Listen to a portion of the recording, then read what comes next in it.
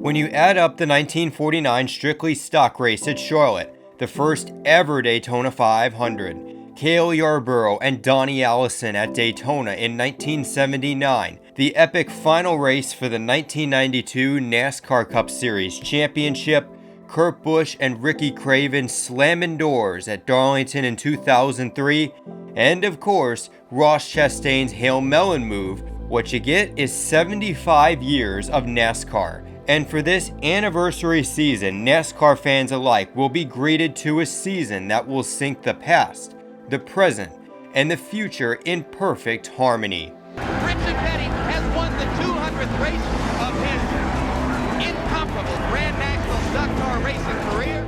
20 years of trying, 20 years of frustration. Dale Earnhardt will come to the caution flag to win the Daytona 500. This win's gonna punch his ticket to the championship four.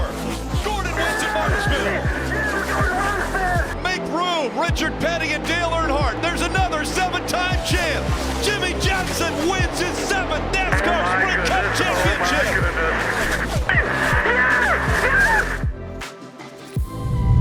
NRF Productions proudly presents The Spotter's Guide, predicting the 2023 NASCAR Cup Series regular season. Gotta get him? Yeah, gotta get him. Need two.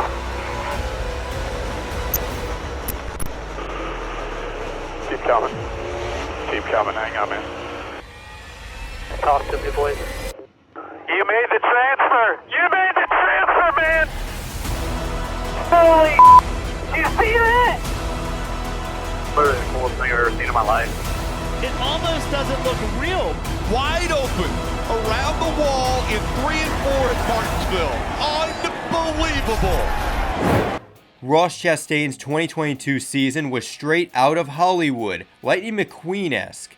He came into the season unknown, but trust me, everyone knows him now. 2023 is crucial for the watermelon farmer to really channel that absorbed energy, go from pulling one of the greatest moves in NASCAR history that broke the rule book, as in this season it is now a time penalty, and use that to become a Cup Series superstar. Not just because Trackhouse Racing should be even stronger in this junior year. Ross Chastain is a free agent after 2023. And considering all the teams that have openings for the 2024 season at the moment, Stewart-Haas, Joe Gibbs, Hendrick, man, wouldn't that be something if my Ross Chastain replacing Jimmy Johnson prediction in 2020 semi became true in 2024? Or even if Ross Chastain chooses to remain in the house, Ross Chastain in 2023 can prove to the garage that having his talents behind the wheel is worth breaking the entire piggy bank for. A rookie season that includes a Daytona 500 win and a round of 12 appearance, it should not be met with crickets. But for Austin Cindric, he really hasn't gotten the credit he deserves. Especially considering that this is the same Austin Cindric, yes, the same guy that floundered in his rookie year in Xfinity. Cindric and Jeremy Bowens, they hope to avoid the sophomore slump that Casey Kane had and instead adopt a sophomore surge like Christopher Bell, William Byron, and Chase Briscoe, except even bigger. From what I've been able to observe, Austin Cindric is heavily underestimated into this 2023 season, but perhaps it is that silence that will make for an even louder boom when this two team does remarkable things in this second year as a core. I'd rather be lucky than good. That quote sums up the Cup career so far of Austin Dillon. By putting God in first place, he has been to places he couldn't imagine, like Victory Lane for the Daytona 500 and the Coca-Cola 600. That, and his dabbing on them haters, has him as one of the most hated drivers in the entire series. But in 2023, he can prove that it is all needless hate. Keith Rodden returns to a crew chiefing role. Just saying that gives you Casey Kane fans out there major PTSD. And it's not exactly the best hire for Austin Dillon in 2023 to replace Justin Alexander, but for the first time in his Cup Series career, he has a Cup champion to help push him and make him better as a driver. And if he can find ways to channel that needlessly hated energy because his new teammate has been needlessly hated as well, but has used that to his advantage, we might just be talking about an Austin Dillon as good as his truck and Xfinity years.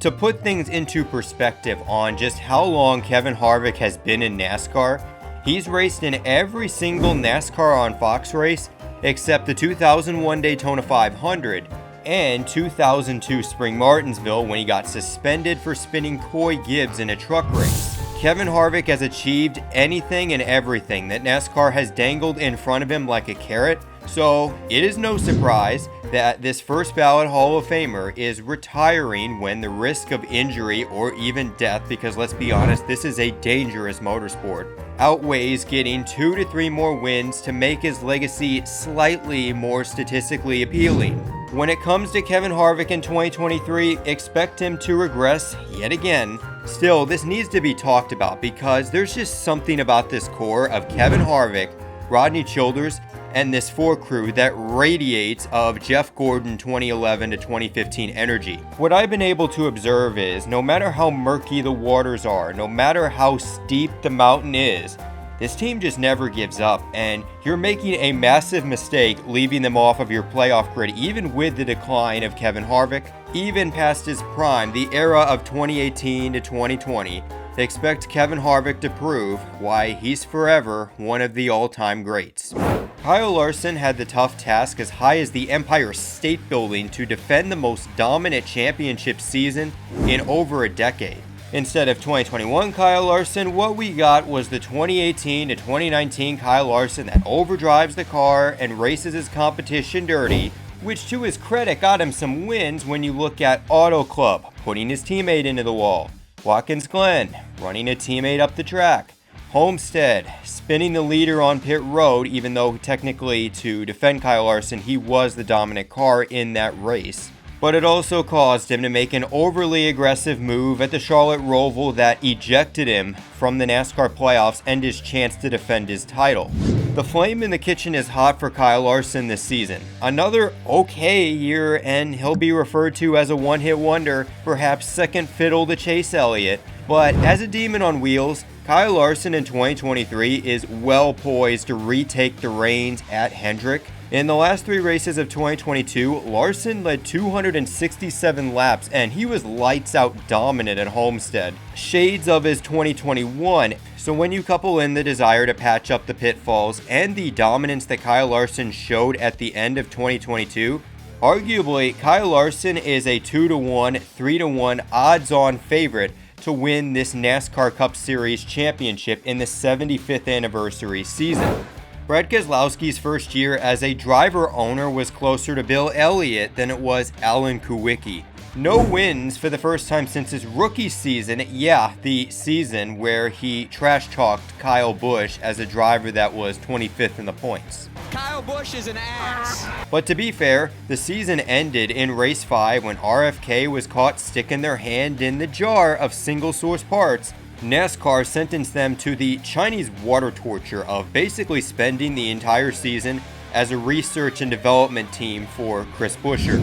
Besides not cheating, which I wouldn't be surprised if they tamper with the rules because that would be yet another RFK moment, the 2012 NASCAR Cup Series champion will be looking to end his victorious frustration. The thing to think about with Brad Keselowski is that technically he is in his NASCAR prime at the young age of 38. A 180 in performance for the ages is what Bad Brad should be striving for in this second season as a driver-owner for RFK Racing. Corey LaJoie will continue to stack his pennies high to hopefully eventually realize the dream of racing in top-tier equipment, remaining an asset to Spire Motorsports not just behind the wheel, but due to his trades, learned from his father to work on his own stuff and to do the mundane tasks that no other NASCAR driver or some team members want to do, 2023 gives him yet another chance to catch the eye of that top Cup Series owner that says, this Corey LaJoie kid, he has talent and he is going to help our race team. And I'm sure if he can channel in his performance at the 2022 Atlanta Summer Race that he nearly won, do that again, and he might just get a call back from Joe Gibbs or Tony Stewart. I think it'll be a decent season for Corey LaJoie as long as this doesn't happen.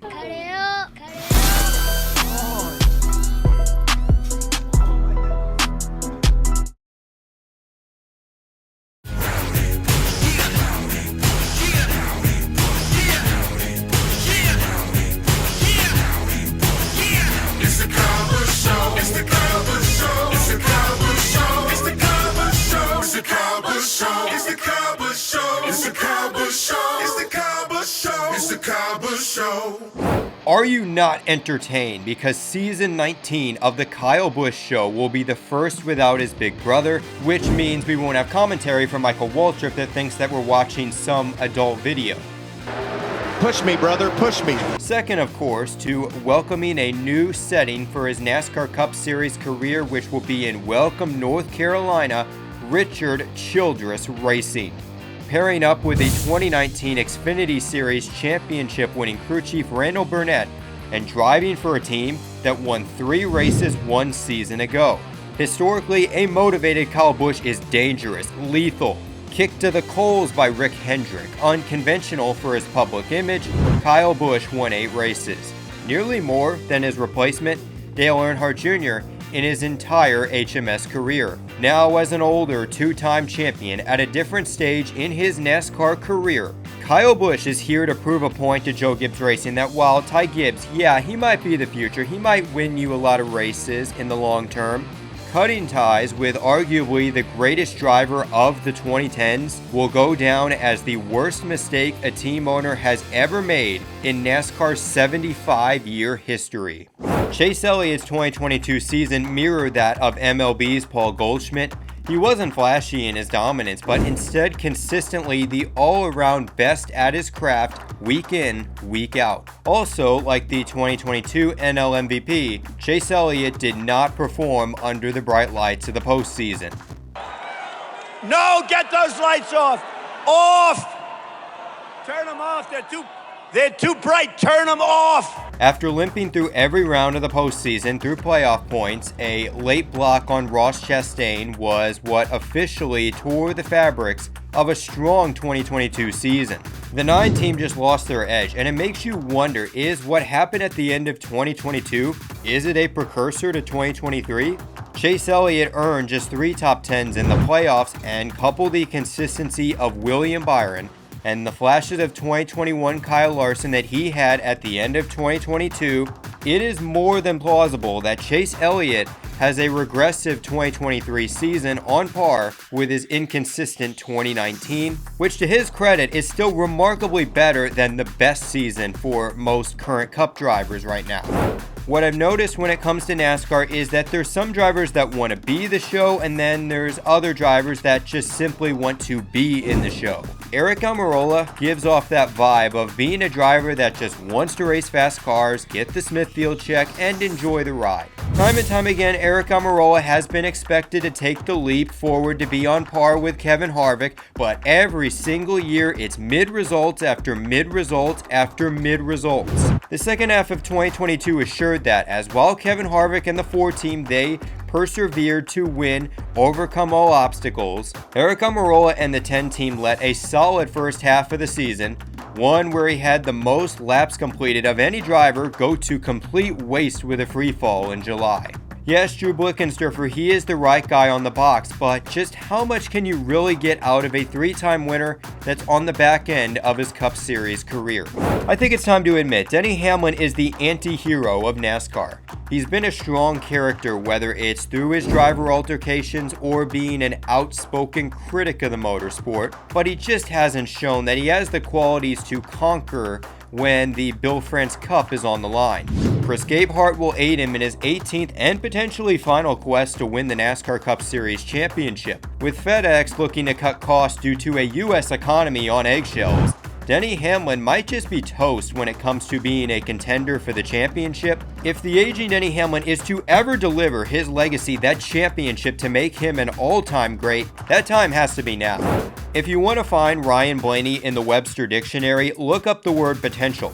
Every single year, the dialogue of the season is, Ryan Blaney has the potential to win races, and we as NASCAR fans delude ourselves into thinking Ryan Blaney is going to win 3 to 4 races, make it to the championship 4, and some even have him winning the championship. Yet every single year, despite being consistent and in the mix, Blaney completely fails to have that defining moment like Chase Elliott at Martinsville in 2020, Kyle Larson honestly in all of 2021, and Christopher Bell in the playoffs that elevates him past the word potential. 2023 is yet another year of potential for Ryan Blaney, Jonathan Hassler, and this 12 team. In year 2 of this combination, maybe that really is all that he needs. An offseason to focus on making the vision of becoming a top driver, the potential of becoming a top driver, a reality. Or if Austin Cindric ends up breaking out this year, it might reassure my growing belief that Ryan Blaney is Ford's Austin Dillon, minus of course the championships and crown jewel victories. You could mistake Chase Briscoe's performance in 2022 for that of his boyhood idol Tony Stewart, throwing the kitchen sink from Home Depot to try to win races and make the most out of his playoff opportunities. 2023 has the potential to be the best season from the 14 in the Cup Series since Tony Stewart's storybook 2011 title run. And now more than ever, SHR needs Chase Briscoe to step up with a retiring Kevin Harvick and a declining Aric Almirola. He is officially the future of Stewart-Haas Racing, the extension of the Stewart and Harvick era well into the 2020s. Chase Briscoe, in this 3rd season, certainly has a massive responsibility he needs to carry on his shoulders. 2 Ford Mustangs will be the horses leading Ware Racing into a make-it-or-break-it 2023, which will now have a technical partnership with RFK Racing, which was formed in the offseason. Its number 15 entry will be a driver carousel, again with JJ Yeley racing in the clash with Riley Herbst, interesting choice here, getting the wheel at the super speedways. These drivers are here to improve a team that finished 34th out of the 36 charter teams. And that is something to keep an eye on. It's an underrated storyline because the number 15 has been in the bottom 3 the past 2 years. And according to NASCAR rule, if a charter finishes in the bottom 3 in 3 straight years, NASCAR has the right to revoke that charter. So for this number 15, it is important to get out of that bottom 3 because if it is a 3rd year, now the France family has the full power to revoke the charter they've worked so hard to try to retain. Doing what is best for the company, AJ Allmendinger gives up the best path he had at being a NASCAR champion to help the Kaulig Racing Cup program in their 2nd season. AJ is the embodiment of the male advantage. At 41 years old, he has defied father time, at least for now. So why is it that everyone is sleeping on AJ, Matt Swiderski, and this 16 team? Especially as AJ Allmendinger, while running his limited schedule, had more top 10s in the NASCAR playoffs than Austin Cindric, Austin Dillon, Daniel Suarez, and Chase Elliott. Kaulig Racing picked up the pace in the second half of the season, and now with AJ, do not let this organization fly under your radar. Plus, should he make the playoffs, it will be quite the celebration for the ages.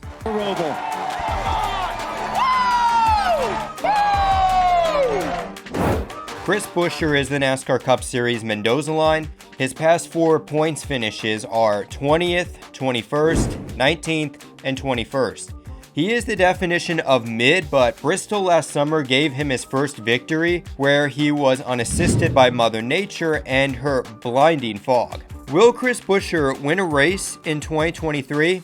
Well, one way we'll know for sure is if he goes airborne in a Cup Series race. Now, even with that statistic, please have some dignity and not cheer.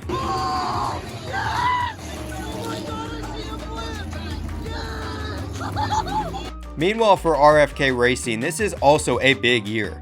Based on their Twitter page, they're trying to be cool, but I mean, let's be honest. They're basically a boomer trying to fit in with the younger, flashier race teams. Ones that are way cooler and have a higher ceiling than RFK Racing of all teams. You guys all think you're so much better than me. If you expect disappointment, you will never be disappointed. That is the life motto of Martin Truex Jr. fans. To TLDR, MTJ's 2022 season, he regressed a bit as a driver with this new car. James Small got into his own way on strategy, and their awful chemistry costed this 19 a spot in the 16 driver postseason, the first time since 2014 that Martin Truex Jr. missed the playoffs. Ironically, that was also a year where Russia invaded Ukraine, so we all know what driver and fan base, they are doing the dancing for Ukraine.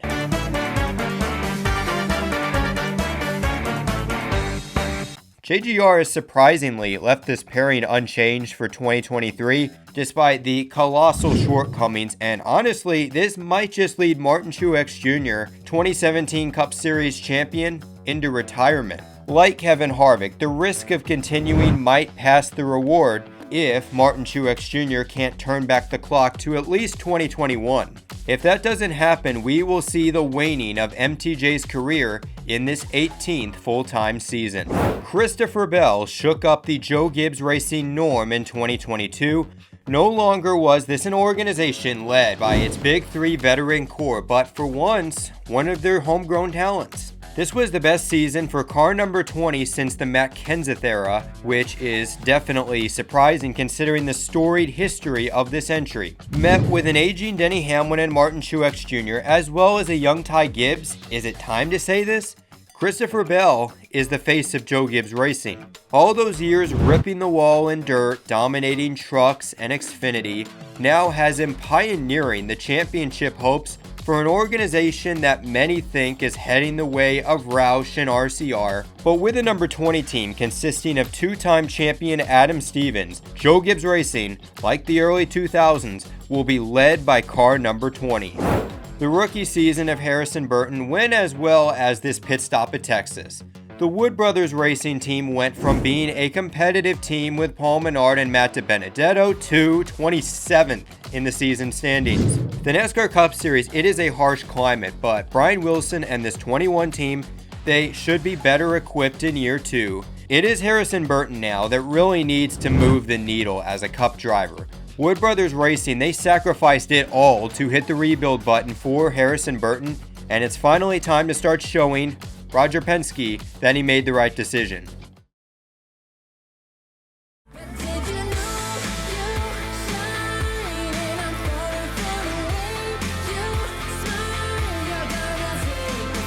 Logano is a two-time NASCAR Cup Series champion.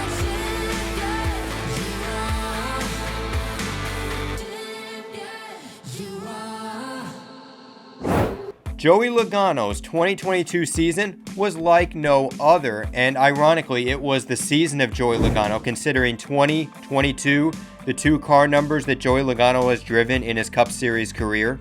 Wins at Darlington, Gateway, Las Vegas, and most importantly, Phoenix, capped off potentially the most boring championship run in NASCAR history. The defending champ shouldn't have too many problems finding victory lane. Keep in mind, there is the Chicago Street Course for the inaugural race ace to get him in the postseason. But for Joey Logano and Paul Wolfe, this right here is their performance in every single odd year it seems.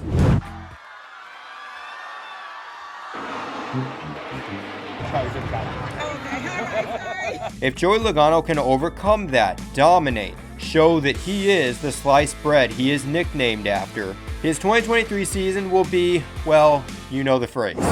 Bubba Wallace is a driver fueled by emotion. He wears his heart on his sleeve, whether it is his win at Kansas last summer, thankful to shut the hell up for a lot of people, or when that goes overboard when he intentionally wrecks a competitor in the McDonald's 45 car the same weekend that Kurt Busch announced his retirement due to a concussion he obtained in the McDonald's 45 car, becoming the biggest clown in the NASCAR garage. 23XI has shown they have the speed and the performance in their pieces to win races. Bubba Wallace will be competitive in this third season, but the big question remains, will he do the inner work necessary, the work from within, to control his emotions? That alone will determine whether he finally reaches the highest of highs or crashes back down to the lowest of lows. 2022 was destined to be the translation of William Byron's dominance from the simulator to the racetrack. The way he and Rudy Fugle ended 2021 and began the new year as the first multi-time winners, it strengthened that claim.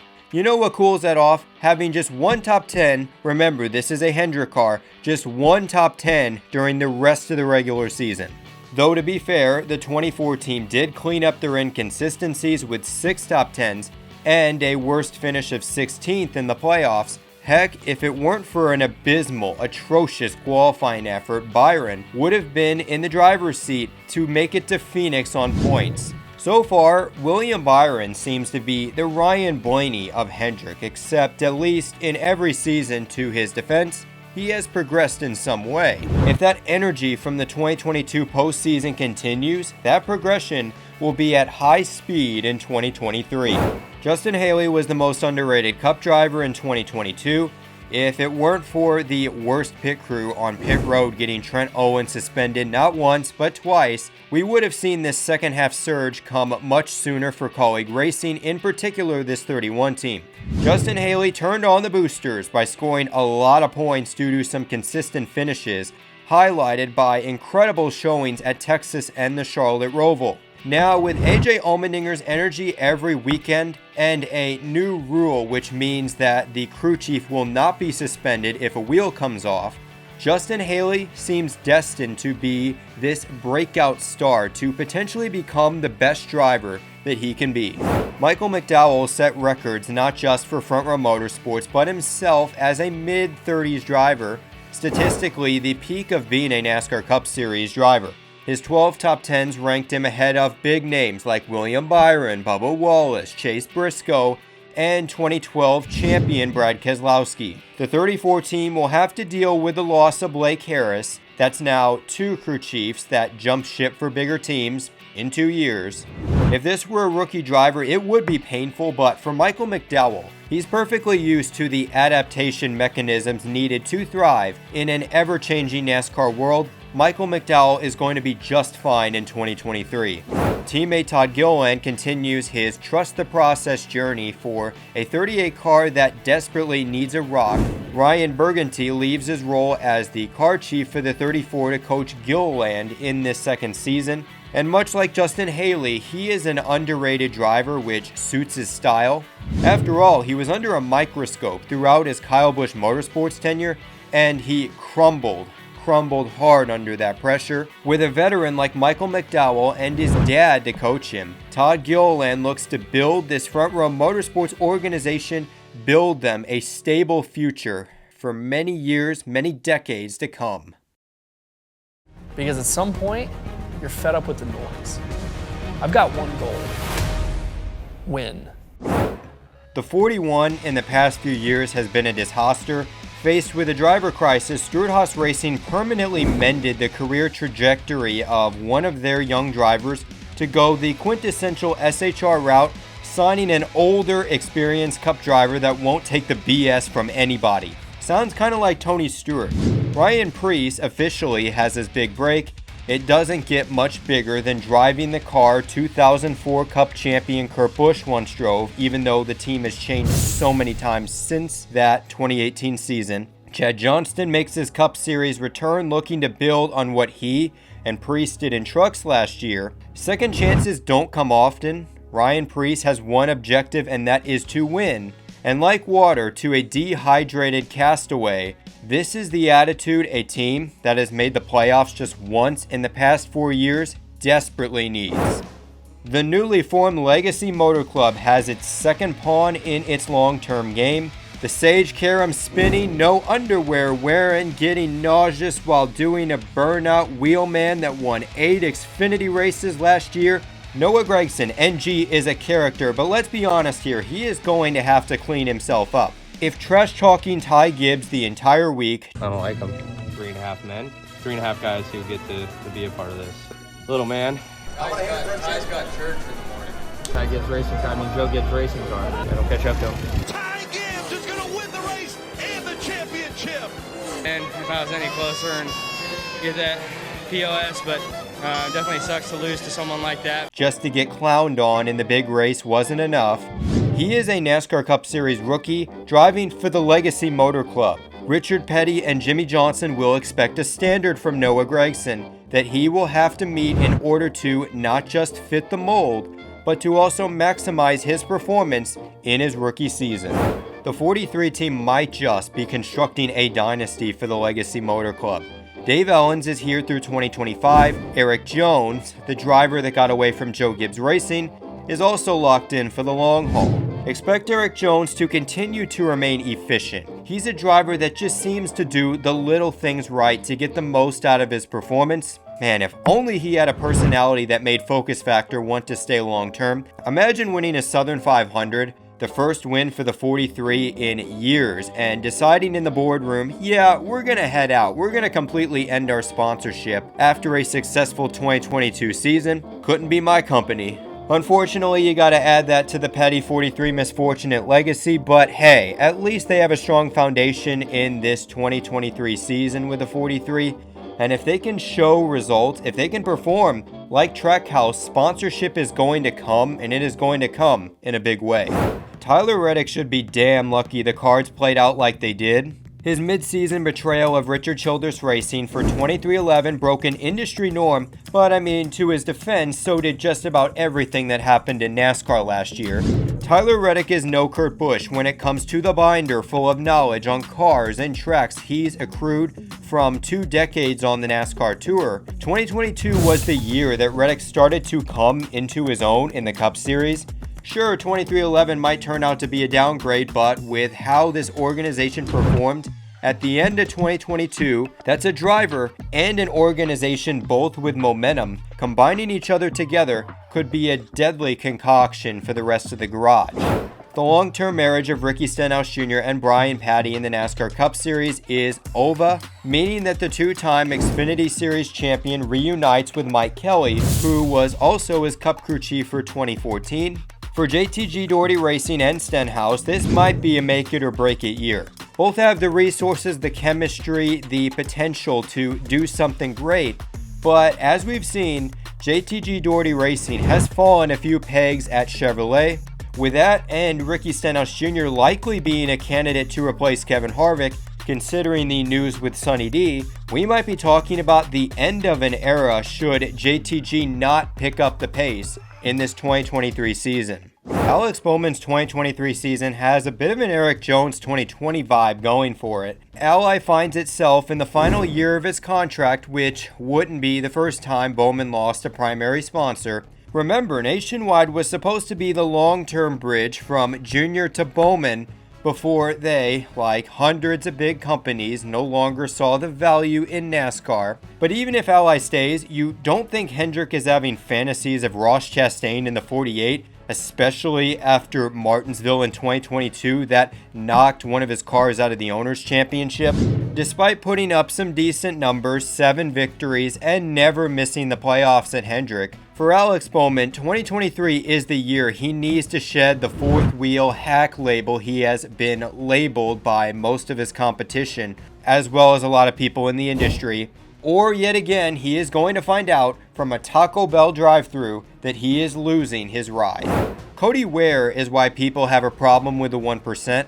Ware is entering his 3rd full-time season in Cup, driving for his daddy's race team. With a racing resume paper thin, Cody Ware is the leader of a Rick Ware organization that needs to improve. The 51 has finished in the bottom 3 in the owner's points twice, though, because there were just so many chartered Rick Ware cars in 2021, the 52 owner's points is with the 51.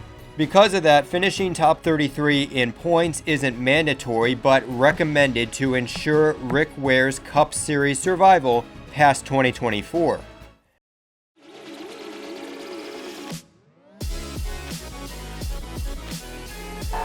Oh, there's a punt. Whoa!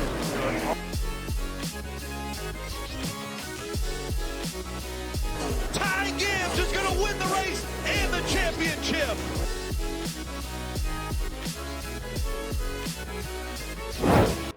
Everybody wants to be Ty Gibbs' enemy, but remember, Jesus was an enemy to many. Few are going to give him the credit he deserves, but what Ty Gibbs did at Phoenix to win the Xfinity title proved the youngster is versatile to the climate.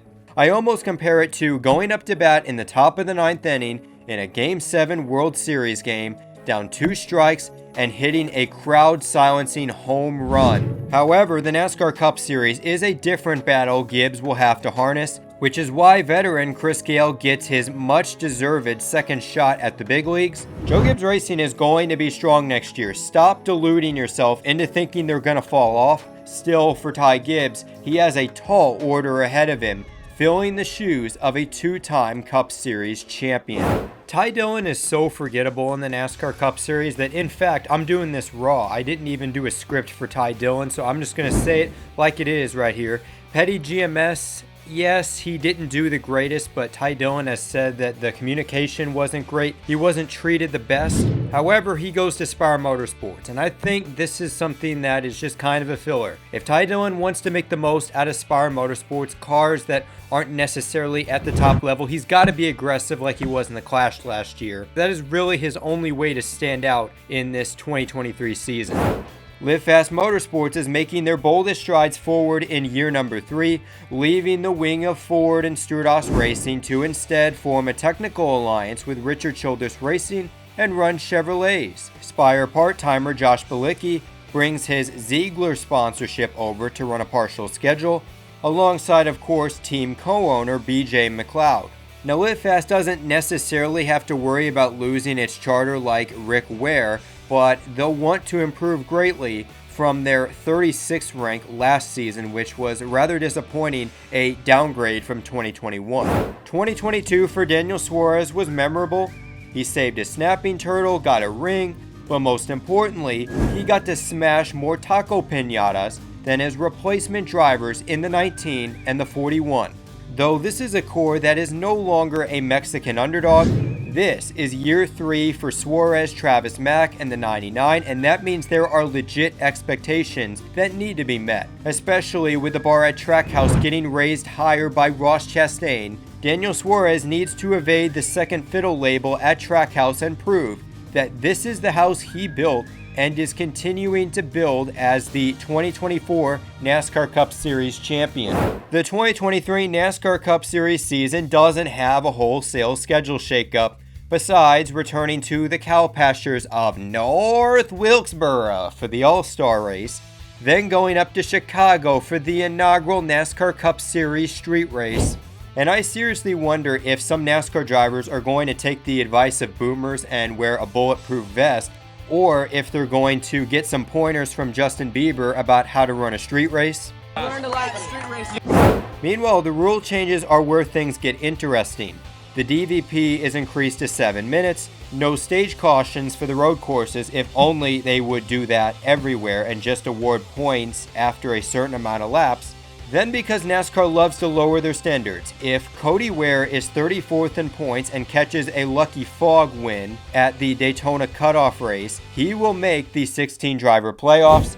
Just some of the things that are going to add to the novelty of this 75th anniversary season of NASCAR. I'm just going to get it out of the way. There will not be 16 winners, at least in the regular season. Instead, get reused to the dominance of Kyle Larson, who will win the regular season championship. He is going to come back much stronger and retake the reins at Hendrick. Meanwhile, Christopher Bell continues his late season surge with 4 victories as well. 2311 Racing is officially going to set the world on fire, well, at least one of their cars. The 45 with Tyler Reddick, who will win 3 races. Your defending champion Joey Logano and Kyle Busch are among 4 drivers that will win 2 races, but perhaps my boldest predictions are with the 1-win drivers. I hate to say it, Chase Elliott fans, but get out those second fiddles, because the 2020 champion is unfortunately going to regress to win only 1 race in the regular season, Talladega in the spring. AJ Allmendinger, meanwhile, gets to have a hardcore celebration as the winner of the inaugural Chicago street race. So my grid has 14 winners, and that means 2 spots on points. And in terms of the points drivers, I'm going with All Reliable in Ryan Blaney and Austin Dillon to be consistent, but not enough to break through to win races. Yeah, that's right. I believe 15 of the 16 drivers that made the playoffs last year are going to make it again. Those are going to be the faces that will show shades of Dale Earnhardt, Jeff Gordon, and Tony Stewart in this milestone 75th anniversary season. If you enjoyed this video, be sure to check out some of the other full tank NASCAR content. The Xfinity and Truck Spotters guides are coming up next, which are always exciting videos you do not want to miss. Other than that, this is Nathan for NRF Productions. Life's a beach, and then you drive.